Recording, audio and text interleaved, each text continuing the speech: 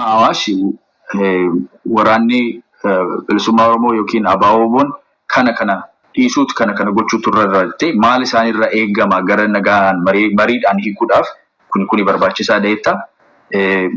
Achi immoo Magarsaan yookiin Lootiin immoo maal jedhaa mootummaan wantoota kana tokko lama yoo godhe gara nagaadhaan hiikuudhaaf nu geessaa nu gargaara jettanii kanarra dubbattu waan yaada keessan keessa jirus akkasumatti dubbadhaa deeqaa keessaniin itti fayyadama. Let's go.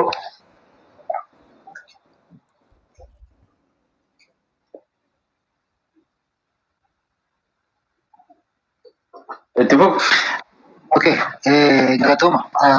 Aye, hundumti keessanuu nagaa argadhaa bakka jiraatanii. Ani dura waan jechuu fedhu jeneraali waan tokko dubbachuu barbaadanii dura maal jechuudha tokko siyaasa nurratti hojjetametu naareeshinii Oromoo irratti hojjetametu sammuu keenya irratti siyaasa boo'ichaa fi siyaasa gabrummaa tunurratti hojjetame sana keessaa bahuu dadhabne utoo bilisoomnee namoonni baay'een utoo bilisoomanii manuma beete mangistuma otoo galanillee waan bilisooman itti fakkaatu. Kanaaf dura sammuun bilisoomuu qabaa jechuudha. Yoo suni ta'e gaariidha. Lammata yoo ta'e otoo godhanii gaariidha jedhee kan ijaaru tokkoffaa guutuun guutuutti deebiin keenya haa deebi'u gaafiin Oromoo karaa koduwwaa haa deebi'u inni jedhamu sun yoo dhiisanii hundumtuu Oromoof akka yaadu baranii 50 walitti siqanii deebiin deebi'aa hin araaramas wanti araara jibbuun jiru waan ta'eef jechuu kooti. Kanaaf guutumaan guututti wanti irraa sharafamu hin jiru karaa keenya qofa kan deebi'u wanti jedhamu naareeshiniin kanaan durii ittiin guutamne suni dhaabbatuu qaba. Hundumtuu Oromoodha, hundumtuu Oromoof hojjeta waan ta'eef karaa qofatu Oromoo baasanni jedhamu suni yoo dhiisanii hundumtuu Oromoodha jedhanii yoo lamananii abbaara sana keessa hin jiru waan ta'eef. Kanaaf siyaasa jaatamootaa keessaa bahuu qaban. Siyaasa jaatamootaa keessaa baanee jaarraa 21 irra jirra. Akka nama jaarraa 21tti yoo yaadne araarri xiqqoodha. Rakkina fidu jechuudha. Giraajuwaalii wanti deebi'uus hin jira jedhanii amanuu qaban. Har'a hundumti isaa deebi'ee awaajiin bahee yookiin immoo labsiin bahee har'uma hundumti isaa yoo har'uma adeemu yoo jedhan seera jijjiiramuu barbaada. Wanti isaan gaafatan hundumti isaa seera jijjiiramu. Waa'ee Finfinnee kaasnaan waa'een Finfinnee seeraan deebi'a. Waa'een afaanii seeraan deebi'a.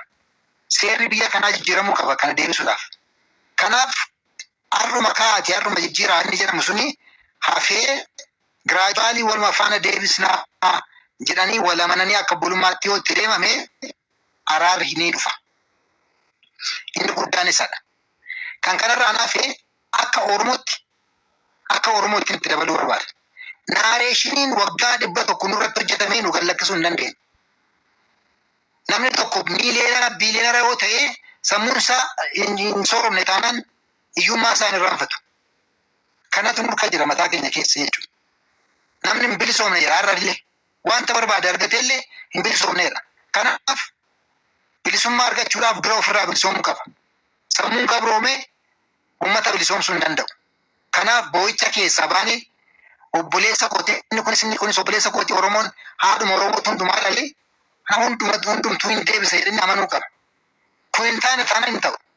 Kan biraa waraanni gaafa waraana qabatanii caakkaa seenanii gaafa maatiin dhumu gaafa namni du'u mootummaatti quba qabuun bu'aan qabu.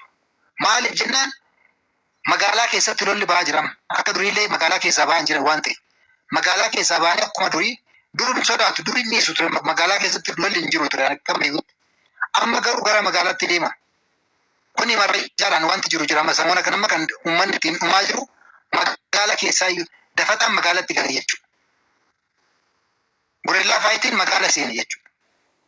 Kanaaf inni sun hafee gara sirriitti uummataaf yoo yaadame haraaraaf waan baay'ee nama fudhatu hin barbaadu. Waanuma namni biraa keessa seenu natti hin fakkaatu. Hundumtuu Oromoodha waan ta'eef jechuudha. Akka durii miti amma kan jiru Oromoodhaan lolaa jira waan ta'eef. Diina biraa miti amma kan jiru. Hundumtuu Oromoodha.